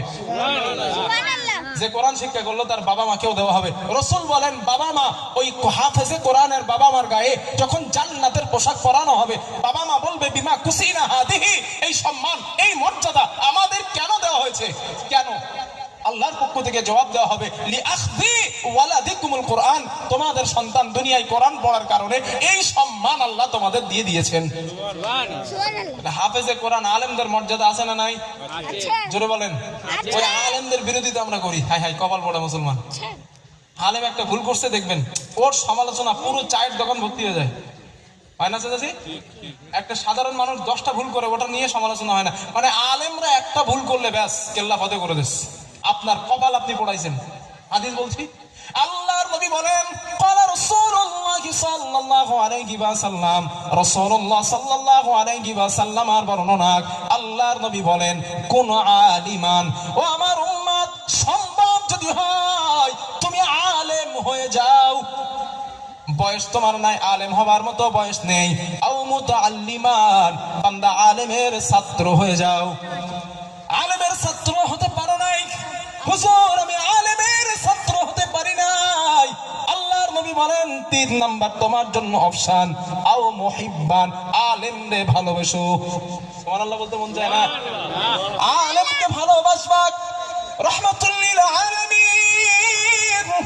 আল্লাহর নবী বলেন আমার উম্মত আলেমকে তুমি ভালোবাসতে পারো নাই, আও মুঈনান, আলেমের সঙ্গে এক মুঠ বসে খানা খাবা। আলেম রাস্তা দিয়ে যায়, আলেমকে বললেন হুজুর একটু বসেন, একটা কাপ চা খান। আল্লাহর নবী বলেন আলেমের সঙ্গে অল্প একটু সময়টা দিও, আলেমের সঙ্গে একটা মুঠ খানা খাবা। আমার নবী বলেন আলেম হইতে পারো নাই, আলেমের ছাত্র হও তাও পারো নাই, তুমি আলেমের বন্ধু বেনে যাও তাও পারো নাই, আলেমরে মহব্বত করবা। আল্লাহ আল্লাহর নবী বলেন চারটে পারো নাই, তবে 5 নাম্বার ওয়ালা তাকুন খামিসান ফাতাহলিক, আলেমের বিরুদ্ধাচরণ করবা না। আল্লাহর নবী বলেন আলেমের সমালোচনা করবা না, আমার আলেম উম্মতদের বিরুদ্ধাচরণ করবা না। আল্লাহর নবী বলেন যদি তুমি করো ফাতাহলিক, তোমার কপালে ধ্বংস তুমি নিজেই নিয়ে আসছো। আলেমদের বিরোধিতা করেন না, কোন সাহসে করেন আপনি? একজন আলেম সারা রাত রাতের বেলা ঘুমাবে, ওই আলেমের আমলনামায় যতটা সওয়াব, একজন আবেদ বান্দা সারা রাত দাঁড়ায় ইবাদত করলে যতটা তার আমলনামায় সওয়াব, একটা আলেম সারা রাত ঘুমালে তার আমলনামায় ততটা সওয়াব। কার সমালোচনা করে? আলেমদের টাকা নাই বলে না সমালোচনা করেন, কপাল পড়ান আপনার। স্পষ্ট হাদিসে নবী বলেন আল উলামা ওয়ারাসাতুল আম্বিয়া, আমি রাসূলের ওয়ারিস, সমাজের আলেমরা নবীর ওয়ারিসের সাথে বিয়াদবি করেন। জাস্ট একটা এক্সাম্পল বলি, একটা আলেম ভুল করবেন এমন বিষয় না। নবী বলেন কুল্লু বনি আদম কুল্লু খাত্তাউন, প্রত্যেক আদম সন্তান গুনাহগার, এটা স্বাভাবিক, গুনাহ করাটা স্বাভাবিক। এখন একটা আলেম বান্দা ভুল করেছে, খুব ভালো করে এক্সাম্পলটা শোনেন। হ্যাঁ হয়তো রাগ করবেন আমার উপরে, হুজুর আপনি আলেম বলে বলছেন না। আমি আলেম বলে বলছি না, আমি আলেম বলে বলছি না। রসুল বলেন একটা আলেম ভুল করেছে, আপনি দেখছেন হুজুরটা ভুল করেছে, একটা মহিলার দিকে আলেমটা তাকিয়েছে, আপনি দেখছেন হুজুরটা মহিলার দিকে আলেমকে তাকিয়েছে, এটা ভুল। এখন আলেম বান্দা ওনার সিস্টেম হলো, কারণ আমি একজন আলেম, আমি জানি একটা অপরাধ হয়ে যাবার পরে মনের মধ্যে অনুশোচনা, ইস কি করলাম এটা রে, যা ভুল করে নিছি। রাতের বেলা তাহাজ্জুদের নামাজ পড়ে কি রাতের বেলা যখন আল্লাহ ভুল করে ফেলছি, মাফ করে দাও, করে ফেলছি তো আল্লাহ, আমি মানুষকে ভুল মাফ করে দাও। এটা আলেমদের সিস্টেম, কারণ আলেমরা আল্লাহরে বেশি ভয় করে সাধারণ আবেদের থেকে। কথা বুঝে আসছে? আলেমরা সাধারণ আবেদের থেকে আল্লাহরে ভয় করে। যদি হয়ে যায় ভুল বশত বা ইচ্ছাকৃত ভুল করে ফেলেস, রাতের বেলা আলেম আল্লাহর কাছে নামাজ পড়ে মাপ চেয়ে এনেছে, আর আপনি তার সমালোচনা করে আপনি আপনার জাহান্নামের রাস্তা পরিষ্কার করতেছেন। কথা বুঝে আসছে আমার? এই জন্য সমালোচনা করেন না, আল্লাহর রাস্তায় বলছি ভাইজান, আমি আপনাদের মেহমান, আপনাদের সাথে আমার কোনো শত্রুতা নাই, আপনারা আমার বন্ধু সুলভ, আপনাদের সাথে আমার আচরণ হওয়া উচিত। এরপরেও বলছি আলেমের সমালোচনা করে ফাতাহলিক, নিজের কপালটা নিজে ধ্বংস করেন না। আলেমরে কদর করেন, আলেমরা নবীর ওয়ারিস, তাদের ভালোবাসা মানে, তাদের মহব্বত করা মানে খুদ আমার রাসূলকে মহব্বত করা সমান হবে। তাদের ভালোবাসেন, আলেমদের গোলামি করে রাখেন না, আলেমদের গোলাম করে রাখেন না, তারা গোলাম নয়, তারা আল্লাহর কাছে সম্মানিত ব্যক্তি, আল্লাহর কাছে সম্মানিত তারা। রাসূল স্পষ্ট বলেছেন খায়রুকুম মান তাআল্লামাল কুরআন ওয়া আল্লামা, আল্লাহর কাছে তোমাদের মধ্যে শ্রেষ্ঠ সবথেকে ওই মানুষটা যে কোরআন শেখে আর একজনকে কোরআন শেখায়। আর এই কাজটা করে সমাজের হাফেজ আর আলেমরাই, আমি বলি নাই, বুখারীর বর্ণনায় নবীজি বলেছেন। এই জন্য আলেমদের মশাক পাত নিয়ে খেলা করাটা উচিত নয়। তাদের ইজ্জত করা, আলেমকে ইজ্জত করা মানে আল্লাহ স্বয়ং, দেখেন আরেকটা হাদিস শুনুন, মনে পড়ছে, আল্লাহর নবী বলেন, রাসূলুল্লাহ সাল্লাল্লাহু আলাইহি ওয়াসাল্লাম বলেন, 3 ব্যক্তিকে সম্মান করা মানে আল্লাহকে সম্মান করা। কয়জন? 3। জোরে বলেন একটু চাচাজি। 3 ব্যক্তিকে সম্মান করা মানে আল্লাহরে সম্মান করা। আল্লাহর নবী বলেন 1 নাম্বার, সাদা দাড়িওয়ালা ইমানদার ব্যক্তিকে সম্মান করা মানে খুদ আল্লাহকেই সম্মান করা। যুবক ভাইরা, তুমি যুবক, আমাদের উচিত, রাস্তা দিয়ে যাচ্ছি, একটা বৃদ্ধা সাদা দাড়িওয়ালা ইমানদার লোক যাচ্ছে, বুজুর্গ মানুষ যাচ্ছেন, তাকে দেখে অসম্মানীয় কোনো কাজ না করা, তাকে সম্মান করা মানে আল্লাহরই, জোরে বলেন সম্মান করা। আল্লাহর নবী বলেন 2 নাম্বার, ন্যায় পরায়ণ ইমানদার শাসককে সম্মান করা মানে আল্লাহকেই সম্মান করা। এখন তো ন্যায় পরায়ণ শাসক আমাদের বর্তমান পশ্চিম বাংলায় পাওয়া যাইব না। ইমানদার আর কি, ন্যায় শাসক থাকতে পারে, তবে ইমানদার ন্যায় পরায়ণ শাসক, ভালো করে ব্যাখ্যাটা বুঝে নিয়েন, না তো সকালবেলা আবার কাপড় টাপের হয়তো বলে দেবেন। এখন তো কাফের ঝুড়ি উঠতেছে, ও কাফের, ওর বাপ কাফের, ওর 14 গোষ্ঠী কাফের, ও মরে যাওয়ার পরে ওর কবরে যে ঘাস হবে, ওই ঘাস যে গরু খাবে, ওই গরুর দুধ যে খাবে, ওই দুধ যে খাবে সেও কাফের। এই ধরনের ফতোয়া স্টেজে হচ্ছে অবশ্যই। আমার বন্ধুগণ, আল্লাহর নবী বলেন ন্যায় পরায়ণ শাসককে সম্মান করা মানে আল্লাহকে সম্মান করা। 3 নাম্বার, কোরআনওয়ালা আলেমকে সম্মান করা মানে খুদ আমার আল্লাহকে সম্মান করা। জোরে জোরে বলেন সুবহানাল্লাহ, লিল্লাহি তাকবীর। করবেন সম্মান ইনশাআল্লাহ, আমরা করব, বলেন আলেমদেরকে কদর করব ইনশাআল্লাহ, কারণ কোরআনওয়ালারে সম্মান করা মানে আল্লাহরে সম্মান করা। আল্লাহ তৌফিক দেন, বলেন আমিন। হাদিস নাম্বার 8, আল্লাহর নবী বলেন রাসূলুল্লাহ সাল্লাল্লাহু আলাইহি ওয়াসাল্লাম আর বর্ণনা, আল্লাহর নবী বলেন ইকরাল কুরআনা ফাইন্নাহু ইয়াতি ইয়াউমাল কিয়ামাতি শাফিআল লিআসহাবিহি। আল্লাহর নবী বলেন আমার উম্মত তোমরা কোরআন পড়ো, বেশি বেশি করে কোরআন পড়ো। আল্লাহর নবী বলেন কেন পড়বা জানো? কারণ কোরআন কিয়ামতের দিন ওই বান্দা পাঠক পাঠিকার জন্য আল্লাহর কাছে সুপারিশ করবে। এরপর আল্লাহর নবী বলেন ও আমার উম্মত ইকরাউজ যাহরাইন, তোমরা এই কোরআনের দুইটা উজ্জ্বলতম সূরা বেশি বেশি করে তেলাওয়াত করবা। চাচাজি কটা চাচাজি? দুটো উজ্জ্বলতম সূরা বেশি বেশি করে তেলাওয়াত করবা। সাহাবারা প্রশ্ন করলেন ইয়া রাসূলুল্লাহ কোন দুইটা উজ্জ্বলতম সূরা আমরা বেশি বেশি করে তেলাওয়াত করব? আল্লাহর নবী বলেন 1 নাম্বার সূরাতুল বাকারা ওয়া সূরাতুল আল ইমরান। আল্লাহর নবী বলেন 1 নাম্বার সূরা বাকারা, 2 নাম্বার সূরা আল ইমরান। আল্লাহর নবী বলেন এই দুইটা সূরা বেশি বেশি করে পড়বা। সাহাবারা বললেন হুজুর লাভ কি? আল্লাহর নবী বলেন ফাইন্নামা ইয়াতিয়ানি ইয়াউমাল কিয়ামা কাআন্নাহুমা গামামাতান। আল্লাহর নবী বলেন আমার উম্মত এই দুইটা সূরা যদি বেশি করে পড়তে পারো, কিয়ামতের দিন এই দুইটা সূরা 2 খণ্ড মেঘ অথবা 2টা ছায়া হয়ে তোমার সামনে তোমার পাশে আল্লাহর সামনে দাঁড়ায় যাবে। আও ফিরকানিম মিন তাইরিন সাফা, অথবা উঠতে থাকা 2টা পাখির ঝাঁক আল্লাহর সামনে তোমার পাশে দাঁড়াবে। আল্লাহর নবী বলেন এই 2টা সূরা আল্লাহর সাথে তর্ক করবে বান্দার জন্য, আল্লাহ এরে মাফ করে দেন। আল্লাহ বলবে না ও অপরাধী, আরে আল্লাহ ওরে মাফ করেন আপনি। রাসূল বলেন আল্লাহর সাথে তর্ক করবে এই 2টা সূরা। নবীজি বলেন তর্ক করতে করতে করতে করতে এক পর্যায়ে এই 2টা সূরার পাঠক পাঠিকাকে আল্লাহর জান্নাত পর্যন্ত নিয়ে যাবে। রমজান আসছে ভাইজান, চাচাজি, যুবক ভাই, রমজান আসছে, রমজানটা অপচয় করেন না, বেশি করে কোরআন পড়েন।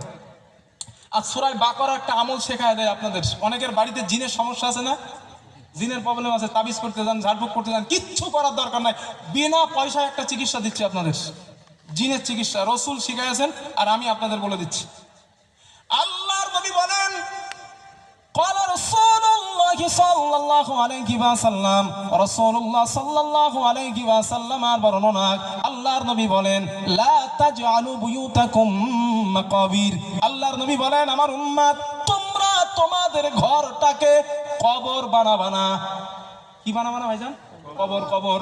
আল্লাহর নবী বলেন কবর বানা কেন বানা? ফাইন্নাশ শাইতানা ইয়ানফিরু মিনাল বাইতিল্লাযী তুকরাউ ফীহি সূরাতুল বাকারা। আল্লাহর নবী বলেন যে ঘরের মধ্যে সকাল সন্ধ্যা সূরা বাকারা তেলাওয়াত করা হয়, কোন সূরা? আপনারা মুখ দিয়ে বলেন, মুখস্থ হয়ে যাক। কোন সূরা?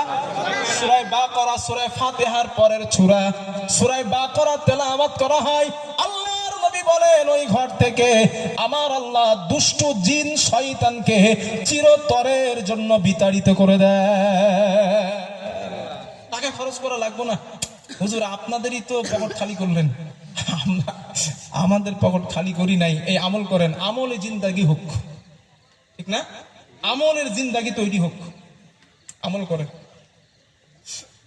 একটা মজার হাদিস শোনায় যুবক ভাই, আপনাদেরকে বেশি বলছে এই হাদিসটা, একটা মজার হাদিস। এটা মহিলাদের প্যান্ডেল না, এটা আমরা যেভাবে মাহফিলে বসে আছি এটাও আমার আলোচনার বিষয়ের মধ্যে হাদিস।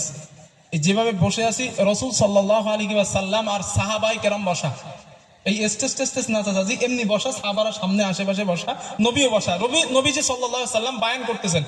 ঠিক এমত অবস্থায় এক্সাম্পল স্বরূপ ধরে নেন ওই মহিলা প্যান্ডেল থেকে আমার হুজুরের দাড়ি এখনো সাদা আছে। এখন কোন একজন মহিলা হুজুরের কাছে এসে বলছে হুজুর আপনার আমার বিরাট পছন্দ হয়েছে, আপনার আমি বিয়ে করবো। হুজুরের কি লজ্জা করবে না? কথা বলে দেখেন, লজ্জা করে স্বাভাবিক, কারণ আমরা এতটা মানুষ এইখানে আছি, হুজুরের বিয়ের প্রস্তাব দেয়, চটের আড়ালে ফাড়ালে দিলে না একটা ঠিক ছিল, কেউ নাই, লজ্জা না লাগতে পারে। কিন্তু রাসূল সাল্লাল্লাহু আলাইহি ওয়াসাল্লাম সাহাবাদেরকে নিয়ে বসা, ঠিক এমত অবস্থায় একজন মেয়ে আসছে, এসে নবীজিকে বলছে হুজুর আহবাবতু লাকা নাফসি ইয়া রাসূলুল্লাহ, হুজুর আমি নিজেকে আপনার কাছে হিবা করে দিতে চাই, মানে আমি আপনারে বিয়ে করতে চাই। নবী বলে সব বোনাস, এতটা সাহাবার সামনে বিয়ের প্রস্তাব দাও তুমি? লজ্জা লাগায় স্বাভাবিক। রাসূল সাল্লাল্লাহু আলাইহি সাল্লাম মাথাটা নিচু করে নেস লজ্জায়। এখন ওই মাহফিলের মধ্যে একজন যুবক সাহাবা ছিলেন, খুব গরিব, এত গরিব বিয়ে হয় না ওনার, গরিব হওয়ার কারণে। এখন সাহাবাটা মনে মনে চিন্তা করছে চান্স একটা পাইছি, যেহেতু রাসূল সাল্লাল্লাহু আলাইহি সাল্লাম মাথা নিচু করছেন মানে উনি বিয়ে করবে না শিওর। তো হাদিসে আসছে ইল্লাম ইয়াকুন ফি হাদা, ওই সাহাবাটা দাঁড়ায় গেছে, দাঁড়ায় বলছেন হুজুর আপনি যদি মেয়েটারে বিয়ে না করেন, জাউইজনিহা, নারীটা আমার সাথে আপনি বিয়ে দিয়ে দিন। চান্স নিছে একটা। তো রাসূল সাল্লাল্লাহু আলাইহি সাল্লাম বলেন আচ্ছা তুমি বিয়ে করবা? জি হুজুর আমি বিয়ে করি নাই, আমি বিয়ে করবো। আল্লাহর নবী বলেন মোহরানাস? সাহাবা বললেন হুজুর আল্লাহি লা ইয়া রাসূলুল্লাহ, হুজুর মোহরানা দেওয়ার মতো টাকা আল্লাহর কসম আমার কাছে নাই। নবী বলে মিয়া বিয়ে করবো মোহরানা নাই, ওইটা হয় নাকি? মোহরানা দেওয়া তো ফরজ, এটা আল্লাহর বিধান, মোহরানা দাও আগে। হুজুর বিশ্বাস করেন আল্লাহর কসম আমার কাছে মোহরানা নাই। নবী বলে বিয়ে হবে না, বাড়ি যাও। মনটা খারাপ হয়ে গেছে, চান্সটা হাতছাড়া হয়ে গেছে। তো আমার বন্ধুগণ এই হাদিসটা প্রথম পড়ে আমি একা একা হাসতেছিলাম, মাশাআল্লাহ লাইভেও হেসেছিলাম, কিন্তু পরবর্তী হাদিসের লাস্টেরটা শোনেন, দুঃখ আছে। আল্লাহ রাসূলের সাহাবার মনটা বড় খারাপ, বিয়ে হবে না মোহরানা না থাকার কারণে। আল্লাহর নবী বিষয়টা বুঝতে পারলেন, বুঝে বললেন আমার সাহাবা ইযহাব ইলা আহলিকা, তুমি তোমার বাড়িতে চলে যাও, পরিবারের কাছে যাও। ফানজুর হাল তাজিদু ইনদিকা মিন শাই, বাড়িতে গিয়ে দেখবা কোন জিনিস যদি তুমি পাও ওই জিনিসটা তুমি আমার কাছে নিয়ে আসবা।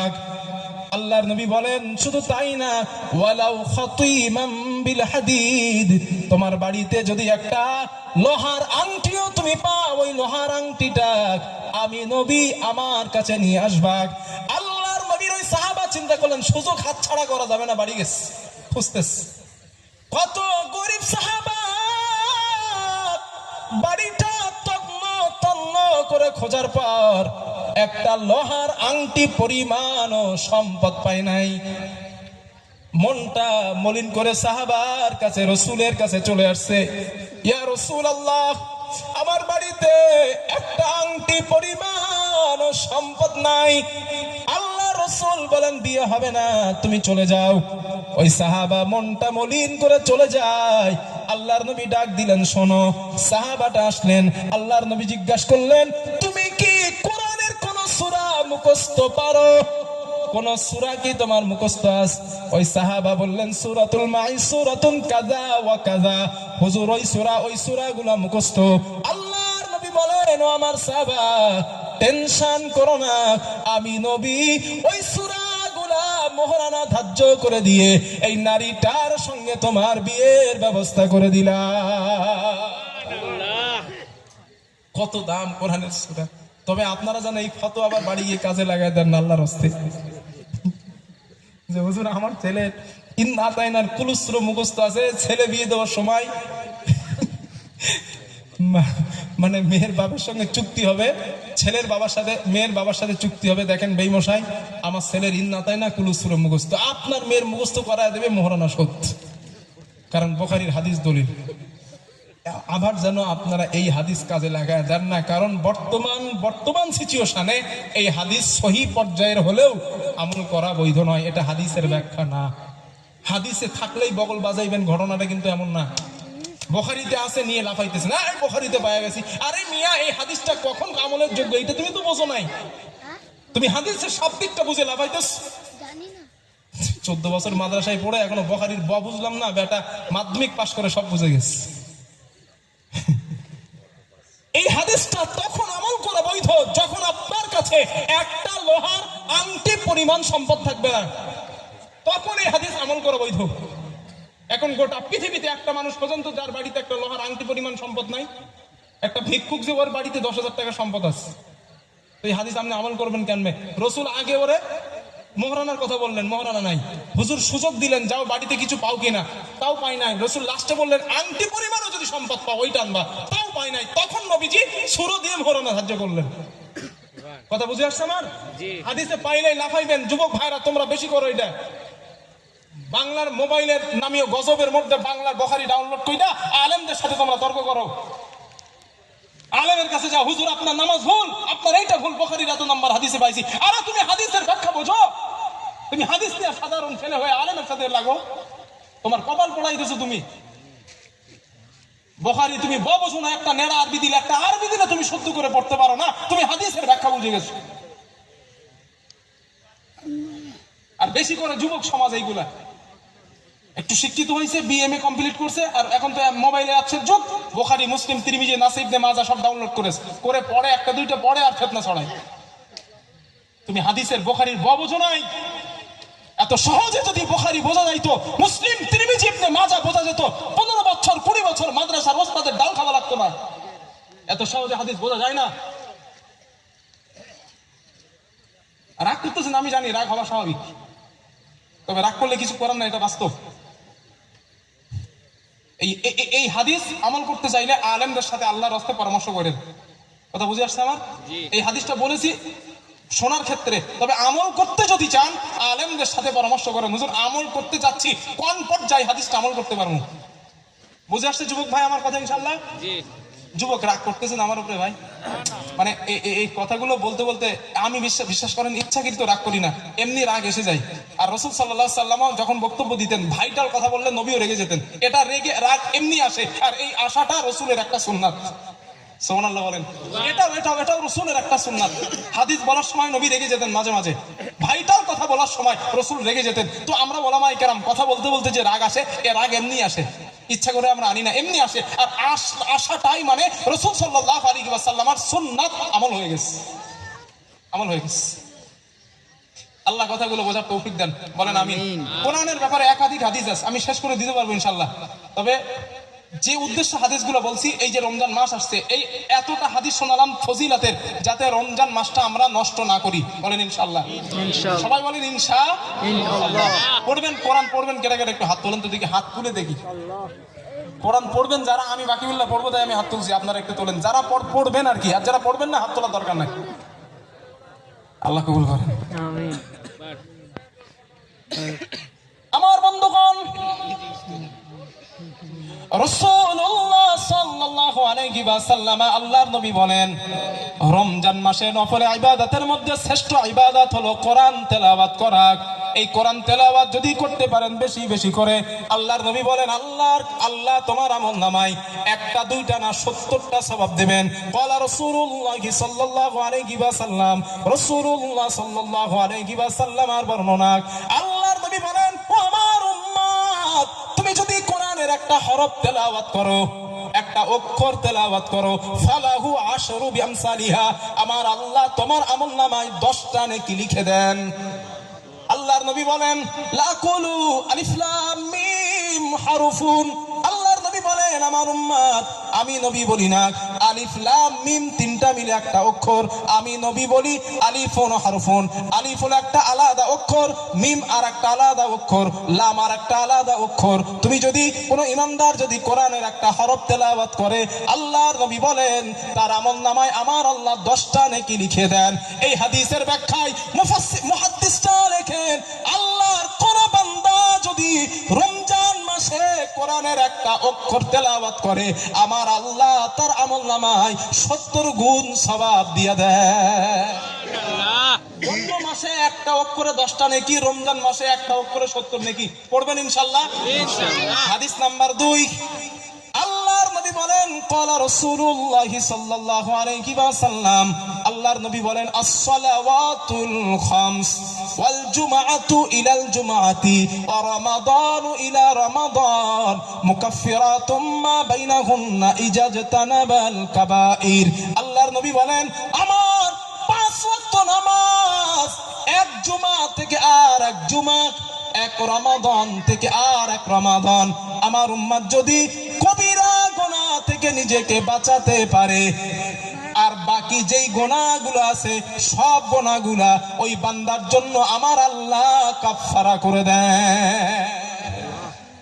সুবহানাল্লাহ বলেন, একটু মন খুলে বলেন ইনশাআল্লাহ। 5 ওয়াক্ত নামাজ, জোহর থেকে আসর, আসর থেকে মাগরিব, মাগরিব থেকে এশা, এশা থেকে ফজর, এর মাঝখানে কবিরা গুনাহ থেকে নিজেকে বাঁচাতে পারেন।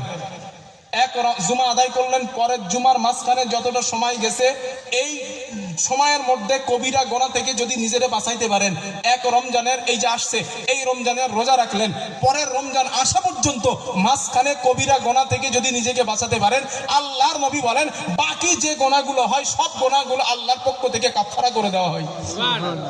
এটাই রমাদান। আল্লাহ আমাদের রোজাগুলো রাখার তৌফিক দেন, বলেন আমিন। হাদিস নাম্বার 3, আল্লাহর নবী বলেন ক্বালা রাসূলুল্লাহ সাল্লাল্লাহু আলাইহি ওয়াসাল্লাম, মানে আমি একটু শর্টে বলে দিচ্ছি কি সময় একটু শর্টের মধ্যে, আর দ্বিতীয়ত আমার আর একটা দায়িত্ব আছে, সেদিকে আমার একটু ব্রেনটা আছে, এই জন্য একটু তাড়াতাড়ি করতেছি। আল্লাহর নবী বলেন ক্বালা রাসূলুল্লাহ সাল্লাল্লাহু আলাইহি ওয়াসাল্লাম, রাসূলুল্লাহ সাল্লাল্লাহু আলাইহি ওয়াসাল্লাম আর বর্ণনা, আল্লাহর নবী বলেন ফিল জান্নাতি সামানিয়াত আবওয়াব, নবীজি বলেন জান্নাতের 8টা দরওয়াজা আছে। কয়টা? 8টা। নবী বলেন আল্লাহর নবী বলেন 8টা দরওয়াজা আছে। ওই দরওয়াজার মধ্যে মিন কুল্লি বাব ইউসাম্মার রাইহান, একটা দরওয়াজার নাম হলো রাইহান, লা ইয়াদখুলুহু, ওই জান্নাত রাইহান নামক দরওয়াজা দিয়ে আল্লাহ কাউকে প্রবেশের অনুমতি দেবেন না, ইল্লা সাইমুন, রোজাদার ব্যতীত। সুবহানাল্লাহ বলেন। ওই রাইহান নামক দরওয়াজা দিয়ে আল্লাহর নবী বলেন প্রবেশ করবে শুধু রোজাদাররা। আল্লাহ তৌফিক দেন, বলেন আমিন। হাদিস নাম্বার 4, ক্বালা আল্লাহু তাআলা, হাদিসে কুদসিতে আল্লাহ বলেন, আল্লাহর নবী বলেন, আল্লাহ বলেছেন আস-সাওমু লি, রোজা আল্লাহর জন্য। সুবহানাল্লাহ। আল্লাহ পাক বলেন রোজা আমি আল্লাহর জন্য। পৃথিবীতে এমন কোন ইবাদত নাই যেটা আল্লাহ নিজের জন্য বলেছেন, কারণ নামাজ মানুষকে দেখানোর জন্য পড়া যায়, ঠিক না জাজি? ওয়া ইযা কামু ইলাস সালাতি কামু কুসালা ইরাউনান নাস, আল্লাহ পাক বলেন ও আমার পয়গম্বর, সমাজের মধ্যে এমন কিছু মানুষকে আপনি পাবেন, নামাজিকে পাবেন, তারা যখন নামাজে দাঁড়ায় কাহিনী চুস্তি অবস্থায় নামাজে দাঁড়ায়, ইরাউনান নাস, তারা মানুষকে দেখানোর জন্য নামাজ পড়ে। কথা বুঝে আসছে? দেখবেন দুই একটা নামাজি আছে মসজিদে গেলে আস্তে আস্তে রুকু সেজদা দেয়, আর বাড়ি যখন একা একা পড়ে 4G স্পিরিট 5G স্পিরিট, আরে গুপ গাপ মারে সেজদা। না, এটা মানুষকে দেখানোর নামাজ। দুই বন্ধু জুমার নামাজ যায় প্রতি জুমায়, এক বন্ধু এ জুমায় যাচ্ছে আর আরেক বন্ধু যাচ্ছে না। বন্ধু তখন ওই বন্ধুকে বলছে দোস্ত জুমায় যাবি না, শুক্রবার তো, দোস্ত আজকে বিরাট কাজে আছি না, ব্যস্ত আছি। তখন ও ওরে বলে এই জুমায় নামাজে যাচ্ছিস না, লোক দেখলে কি বলবে তোরে, এরকম আছে না? এটা মানুষকে দেখানোর নামাজ। হজ মানুষকে দেখানোর জন্য করা যায়। 4 বার হজ করেছে, এখন কমিটি ভাইয়েরা কোনো কারণবশত ভুলবশত আলহাজ বসাইতে ভুলে গেছে। আজি সাহেবের মুখ গরম, বেটা 4 বার হজ করছি 20 লাখ টাকা খরচ করে, আলহাজ বসাও নাই কেন? এটা মানুষকে দেখানোর হজ। দান করেছেন মসজিদে 1 লাখ, এই মানুষ আমার বড় দানি বলবে, জানো আমাদের কত দাম, মানুষকে দেখ, সব গেছে, সব গেছে। কিন্তু রোজা যদি আপনারে বলি ভাই, আপনারে আমি বলবো রোজাদার সারাদিন না খেয়ে থাকেন, হুজুর পাগলা কুত্তায় কামড়াইছে আমার, না খেয়ে শুধু আপনার দেখানোর জন্য সারাদিন শোকাবো, কোনো মানুষ রাজি হবে না। মানুষকে দেখানোর জন্য সারাদিন না খেয়ে থাকবে এমন পাগল কেউ নাই, ঠিক নেই? ঠিক কিনা চাচি বলেন? এই জন্য আল্লাহ বলেন আস-সাওমু লি, রোজা আমি আল্লাহর জন্য। যে বান্দা রোজা রাখলো সে আমি আল্লাহর জন্যই রাখলো। জোরে বলেন সুবহানাল্লাহ। হাদিসে নবী বলেন ক্বালা রাসূলুল্লাহ সাল্লাল্লাহু আলাইহি ওয়াসাল্লাম, রাসূলুল্লাহ সাল্লাল্লাহু আলাইহি ওয়াসাল্লাম আর বর্ণনা, আল্লাহর নবী বলেন আস-সাওমু জুন্নাহ, রোজা হলো ঢাল। জিহাদের ময়দানে ঢাল ব্যবহার করা হয়, যুদ্ধের ময়দানে শত্রুদের আক্রমণ থেকে নিজেকে রক্ষা করার জন্য, ঠিক তো? আল্লাহর নবী বলেন রোজা এমন একটা ঢাল, জাহান্নামের আগুন থেকে তোমারে রক্ষা করবে। তবে এই ঢালটা যদি ছিদ্র হয়ে যায়, ওই ছিদ্র নামীয় ঢাল নিয়া জাহান্নামের আগুন থেকে বাঁচতে পারবা না। জিহাদের ময়দানে যে ঢাল আপনার কাছে রয়েছে, ওই ঢালটা ছিদ্র, ওই ছিদ্র ঢাল নিয়ে যদি শত্রুদের আক্রমণটাকে প্রতিহত করতে চান, ওই ছিদ্র নামীয় ঢালটা দিয়া শত্রুদের আক্রমণ প্রতিহত করা যাবে না। আল্লাহর নবী বলেন ও আমার উম্মত, তোমার ঢাল রোজা নামীয় ঢালটা দুইটা কারণে ছিদ্র হয়ে যায়। কয়টা? দুই। আল্লাহর নবী বলেন, 1 নাম্বার, রোজাই থেকে বান্দা যদি মিথ্যা কথা বলে।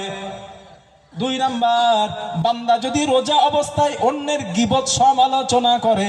এই 2টা কাজ করার কারণে রোজা নামীয় ঢালটা ছিদ্র হয়ে যায়। ওই ঢাল দিয়ে আমার আল্লাহ জাহান্নাম থেকে বাঁচাবেন না। বিকালবেলা যখন আসরের নামাজ পড়ে মেসওয়াক নিয়ে বসে একটা গোল টেবিল হয় না দাদি? হ্যাঁ ভাই, এটা আমার মসজিদে ভাই, আমি তো জানি ঘটনা না। জোহরের নামাজ পড়বো মানে রমজান মাসে আমি চেষ্টা করি কথা কম বলার। আর এই জোহরের নামাজ পড়ে কিছু বয়স্ক মুসল্লি আছে, আর তো কাজ কাম নাই, বসে পড়বে, হুজুর এইটা বলেন, হুজুর এইটা বলেন। আমি যত চাই কথা কম বলার, ওরা তত এসে ধরে। এখন বুদ্ধি খাটায়া 2-3টে কেতাব নিয়ে বসবো। এখন কেতাব পড়বো, ওরা যা বলবে মাথা নাড়াই শুধু। ওরা বলতে থাকে, আমি মাথা নাড়াই দিই, কারণ হাবি জাবি গল্প করতে থাকেন। আর বয়স্ক মানুষ সারা বছর তো কথা বলার চান্স পায় না, রমজান মাসে একটু ফ্রি হয়, তো ওই কথা বলে। প্রয়োজনে কথা ঠিক আছে, হাবি জাবি হুজুর এইটা বলেন, ওইটা বলেন, হুজুর একটা ঘটনা শোনাই, শোনা। চান্স পাই কেতাব নিয়ে বসে, যাতে আর কথাটা না বলতে পারে। আপনাদের অনুরোধ করতেছি, রোজার মাসে বেশি কথা বলবেন না। রোজায় থেকে যত কম কথা বলা যায়, জীবের মধ্যে সুবহানাল্লাহ, আলহামদুলিল্লাহ, আল্লাহু আকবার, লা ইলাহা ইল্লাল্লাহ, এই তাসবিহগুলো রোজায় থাকা অবস্থায় সব সময় পড়েন। কিয়ামতের দিন জান্নাতীদের কোনো আফসোস থাকবে না, একটা ব্যতীত। কয়টা? একটা। ওই আফসোস কি? নবীজি বলেন, জান্নাত হবে ক্লাস সিস্টেম। যার আমল যত বেশি তার জান্নাত তত সুন্দর। সুবহানাল্লাহ। যার আমল যত বেশি তার জান্নাত ততটা সুন্দর। এখন উচ্চ শ্রেণীর জান্নাতীকে দেখে নিম্ন শ্রেণীর জান্নাত আফসোস করবে, হায় আফসোস, অমুক দিন চায়ের দোকানে বসে হাবিজাবি গল্প না করে যদি আল্লাহু আকবার, সুবহানাল্লাহ, আলহামদুলিল্লাহ তাসবিহগুলো পড়তাম, আর জান্নাতে এনার থেকে আমার নেয়ামত আল্লাহ আরো বেশি দিতেন। এই আফসোস করতে হবে কিন্তু। এই জন্য অযথা সময় নষ্ট করেন না, জিহ্বাটা আল্লাহর জিকিরে ভিজায়া দেন। সর্বক্ষণ রমজান আসছে, আল্লাহর জিকির, সুবহানাল্লাহ, আলহামদুলিল্লাহ, এগুলো যুবক ভাই আমরা করবো, বলেন ইনশাআল্লাহ। যুবক ভাইরা, আমাদের ইবাদত বিরিত্তা বাবাজিদের থেকে আমাদের ইবাদত আল্লাহর কাছে বেশি গ্রহণযোগ্য, আল্লাহ বেশি পছন্দ করেন। তাই বলছি যুবক, সারা বছর তো আমরা গুনাহ করছি, এই রমজানটা আর গুনাহ করবো না, শপথ নেন ইনশাআল্লাহ। বলেন ইনশাআল্লাহ, আর রমজান আমরা গুনাহ করবো না ইনশাআল্লাহ। আল্লাহ তৌফিক দেন। আমি যুবক, আমি তোমাদের সাথে শপথ করছি, আমিও গুনাহ করবো না ইনশাআল্লাহ। সারা বছর আমরা অপরাধ করছি, রমজান মাসটা পাপ মুক্তির মাস, রমজান মাস ইবাদতের মাস, এই মাসটা আমরা নষ্ট করবো না। আল্লাহ তৌফিক দেন, বলেন আমিন। আমার বন্ধুগণ, তাহলে 2টা কারণে রোজা ছিদ্র হয়, একটা গীবত আর একটা মিথ্যা। এই 2টা থেকে আমরা পরশ করব। আল্লাহর নবী বলেন, ক্বালা রাসূলুল্লাহ সাল্লাল্লাহু আলাইহি ওয়াসাল্লাম, রাসূলুল্লাহ সাল্লাল্লাহু আলাইহি ওয়াসাল্লাম আর বর্ণনা, আল্লাহর নবী বলেন, রমজান মাস দানশীলতার মাস। আজওয়াদান নাস ওয়া কানা আজওয়াদা মা ইয়াকুনু ফি রমাদান। আল্লাহর নবী রমজানের বাইরে যত দান করতেন, নবীজি রমজান মাসে বেশি দান করতেন। সাহাবারা প্রশ্ন করলেন, ইয়া রাসূলুল্লাহ, রমজান মাসে আপনি বেশি কেন দান করেন? আল্লাহর নবী বলেন, 1 দিরহাম দান করলে আল্লাহ 70 দিরহাম দান করার সব দেন। সুবহানাল্লাহ বলেন। রমজান মাসে একটা নফল ইবাদত যদি করেন, আল্লাহ ফরজ ইবাদতের সমান সওয়াব দেন। হাদিস নেন, একজন আনসারী মহিলা নবীজি ডাক দিলেন, আমাদের সঙ্গে তোমার হজে যাওয়ার কথা, কেন তুমি যাও নাই? ওই আনসারী সাহাবিয়াটা বললেন, ইয়া রাসূলুল্লাহ, আমাদের বাড়ি উট হলো 2টা। কটা? 2টা উট। আমার স্বামী এবং আমার সন্তান একটা উট নিয়ে হজের কাজে চলে গিয়েছে, আর একটা উট পানি বহন করার জন্য আজ, হুজুর আমি যদি ওই উটটা নিয়ে যাই, আমার পানি বহন করা অসুবিধা হয়ে যাবে, আমাদের পরিবারের অন্য মানুষের কষ্ট হয়ে যাবে। আল্লাহর নবী বলেন, তাহলে এক কাজ করবা কি হুজুর? আল্লাহর নবী বলেন, সামনে রমজান মাস আসছে, ওই রমজান মাসে তুমি উমরা করে নিবা। আল্লাহ তাআলা রমজানে উমরা করার কারণে ফরজ হজের সমান সওয়াব আল্লাহ দান করবে। বলবো ইনশাআল্লাহ। আল্লাহ তৌফিক দেন, বলেন আমিন। আরো জোরে বলেন আমিন। আর ইচ্ছাকৃত আমরা একটা রোজাও কাজা করবো না, বলেন ইনশাআল্লাহ। একটা রোজা কাজা করলে কাফারা জানেন তো? হাদিসটা বইলা দেই, যেহেতু মনে না আছে আপনাদের, তাও একটু স্মরণ করে দেই। হাদিসটা বলেই কাফারাটা বলে দেই। এক সাহাবা নবীর কাছে আসছে, আজ আলোচনার সর্বশেষ হাদিস। এক সাহাবা নবীর কাছে আসছে, এসে বলছেন, হুজুর, হাদিসটা হাসির হাদিস, কদ হালাকতু, হুজুর আমি ধ্বংস, আমি শেষ। নবী বলছে, কেন ধ্বংস? হুজুর ওয়াকাতু আলা ইমরাতি ফি রমাদান, রমজান মাসে আমার বিবির সাথে এমন একটা ঘটনা ঘটাই ফেলছি যেটা রোজাই থেকে করা হারাম, রোজার বাইরে জায়েজ। আপনারা বুঝে নিন, মহিলারা আছে আর ব্যাখ্যা দিতে পারছি না। রমজানে হারাম, রমজানের বাইরে জায়েজ, ওই কাজটা আমি করে ফেলছি হুজুর, আমি শেষ। নবী বললেন আরে মিয়া কোনো শেষ টেস না, এক কাজ করো, আতিক রাকাবা, তুমি একটা গোলাম আজাদ করে দাও। 2 নাম্বার, গোলাম আজাদ করতে হুজুর লা তাস্তাতিউ লাইসালি, হুজুর গোলাম আজাদ করতে পারবো না। আল্লাহ নবী বলেন এক কাজ করো, কি? সুম শাহরাইনি মুতাতাবিআইন, একটানা 60টা রোজা রাখো। সাহাবা বললেন লা তাস্তাতিউ, হুজুর রোজা রাখা কোনো মতে সম্ভব না, কারণ আমি অনেক গরিব, আমি না খাটলে আমার খাওয়া হয় না, হুজুর আমি পারমই না।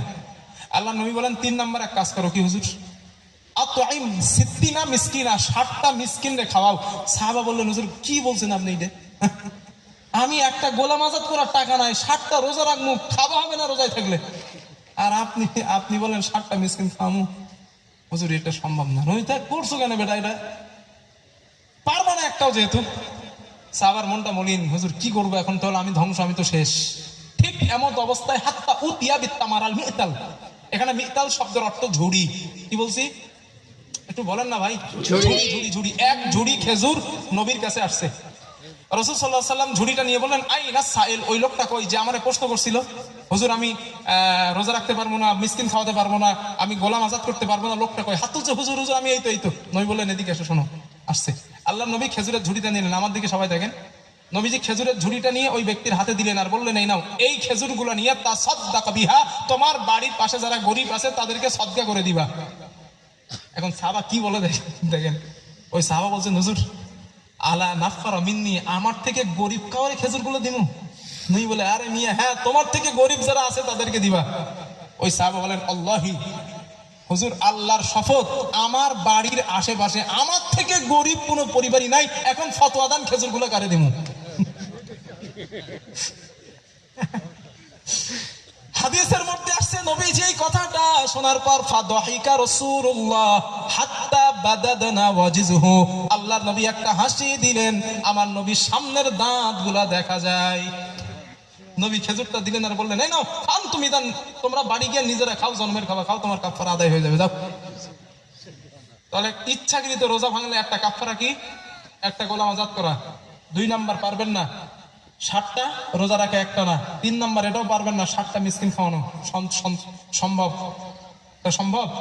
জোরে বলেন সম্ভব? সম্ভব যদি হয় ইচ্ছাকৃত রোজা ভাঙেন, আর যদি সম্ভব না হয় আল্লাহর রাস্তায় রোজা ভাঙবো না ইনশাআল্লাহ। বলেন ইনশাআল্লাহ, সবাই বলেন ইনশাআল্লাহ। চাচাজি আগামী বছর এই মাহফিল হোক, আপনারা কি চান ইনশাআল্লাহ? জি ইনশাআল্লাহ। কেটা কেটা চান একটু হাত তোলেন তো, মাশাআল্লাহ। আচ্ছা আগামী বছর আমি আসি, এইটা কি চান? সব না, ওটা চাওয়ার দরকার নাই, শুধু মাহফিল হোক এটা চাইলে হবে। আগামী বছর মাহফিল হোক এটা যেহেতু আপনারা চান, আগামী বছর মাহফিলের জন্য আকিকার দেন নাই এমন মানুষ এখানে আছেন না অনেকে? আকিকার দিতে হবে। আকিকার 6 দিনে দেওয়া সুন্নাতে নববী সাল্লাল্লাহু আলাইহি ওয়াসাল্লাম, যেহেতু অনেকের পক্ষে সম্ভব হয়ে ওঠে না, তো আকিকারের গোশত আত্মীয় স্বজন পাড়া প্রতিবেশী তাদের হক, তারা খাবে। এই মাহফিল